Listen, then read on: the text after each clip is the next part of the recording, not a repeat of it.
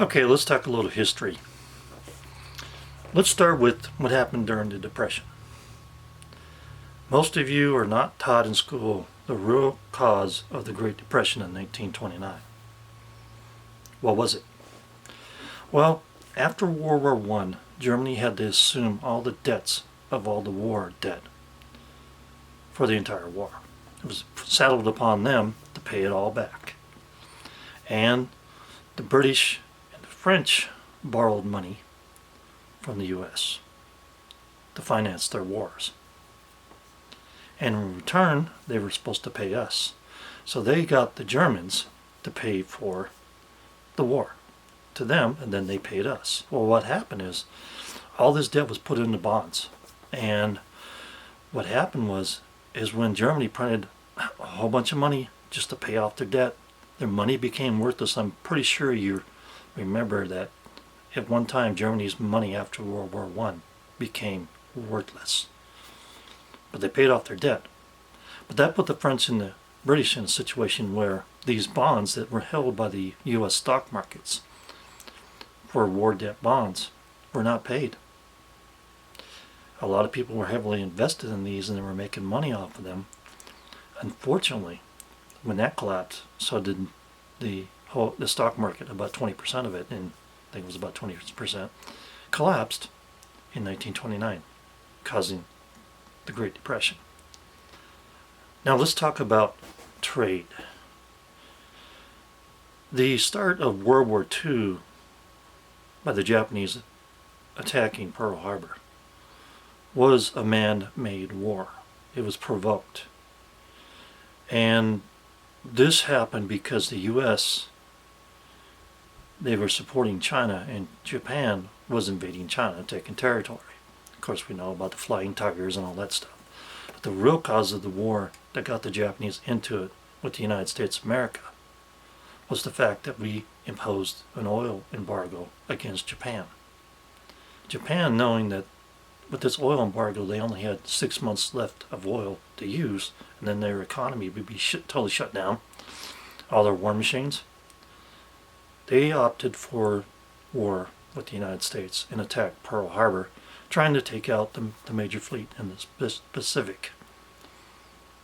Hence, the war was caused. Now let's talk about economics.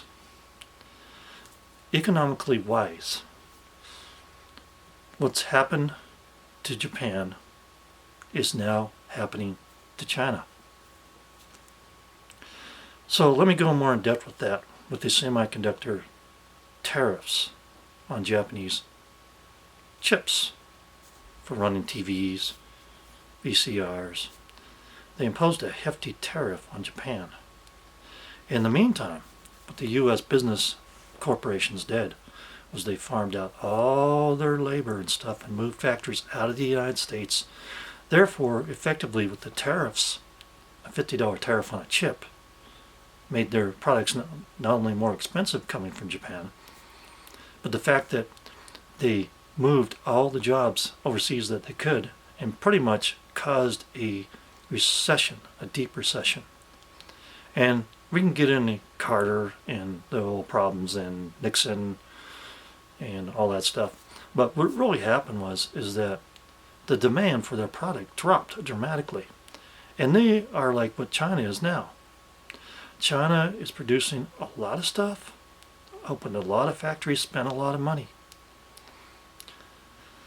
So what happened with Japan is that when nobody was buying their product, they were forced to save any money at all to just dump it on the U.S. market for extra cheap. Suddenly you had $100 TVs for a 19-inch screen TV when they were selling for $300 or $400. I remember those days because we used to have a 19-inch color TV. And it was a pretty hefty price. And then a year later, boom, you got $100 TVs, $100 VCRs or less. You could buy a VCR for like 89 bucks for a cheap one. Japan lost its behind on cash and went into a recession, a deep recession in Japan. Things reversed. That's how the United States deals with countries they want to take their wealth from.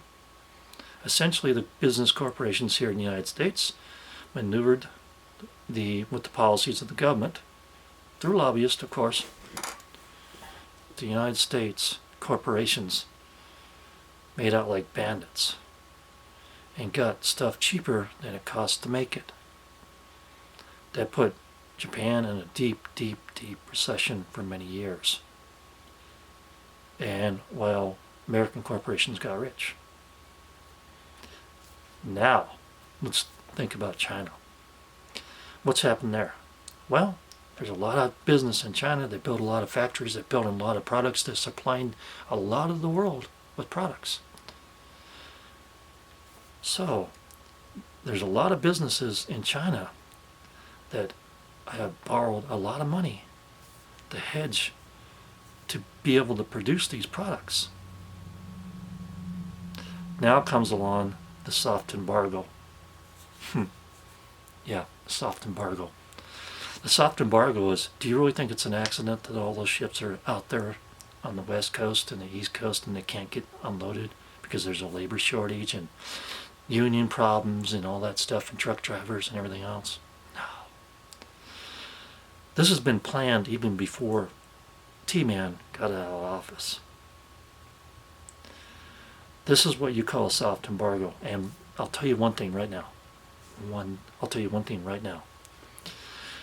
The 4 of the 5 largest banks in the world are located in China. Now these banks are 2,000% over leveraged on the cash they loaned out to what they have. Their GDP of China is 250% every year of what they take in. That means they're spending 2.5 times more money than the governments of China is actually taking in. Now also, you remember when China devaluated their currency. They did that because a lot of the Chinese businesses were on the verge of bankruptcy. Because they built all these factories, they spent all this money, and forget about the real estate stuff. That's just another hole in the bottom of the boat. So with the soft embargo, a lot of that stuff's not going to hit the shelves for Christmas. It'll slowly trickle in just enough to keep the supply line running. Somewhat, a lot of shortages. You're going to have to take what you don't want half the time just to get what you need. But here's the kicker. All that money sitting out there on the West Coast and the East Coast and all those container ships. What do you think is going to happen to all that stuff when it finally does get to the shores? Because China's having a real economic failure right now. How would you take down a country if you wanted to do it without war? I don't know. Bankrupt the government, make the people upset, make the people of that country rebel against their own government. And in the meantime, you get stinking rich. American business corporations. Oh yeah, it's all planned. There's a plan to take the wealth, not just from you, me, and people overseas. You own nothing and you'll be happy. And what better way to take the wealth than to disable the wealth of all nations and bankrupt them and then reset a currency.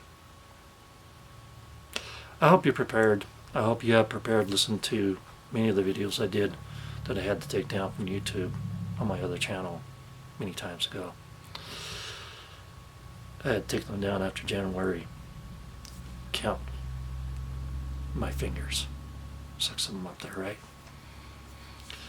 Because they tried to snuff out one of my main channels for telling the truth. I hope you all are prepared, stocked up. It's not just a matter of, well, this is hokey stuff. We're going to have a rough ride for the next year and a half. Not to mention the push for the thingy in the arm. Now that's a personal choice. That's a Fourth Amendment issue. It's a Nuremberg Code issue. And it's also the American Disabilities Act issue. So that's another whole thing, but that's to get you under control and compliance. Be smart about what you do. Make sure you have a backup plan. Plenty of supplies to get you through, like if we had 3 months of no propane or gas. Do you have 3 months worth? I'll tell you what, if the gas gets that short, people won't be able to drive to work. Nobody will be working. So I hope you enjoyed this little piece of history and the one that's ongoing at the moment. The wealth of China is being taken by the U.S. business corporations and banks, just like they did to Japan so many years ago. I just hope it doesn't lead to what happened with Japan before World War II, because we all know what happened there with Pearl Harbor. You've been warned. Subscribe, like, and hit that bell. Thank you, and have a great day.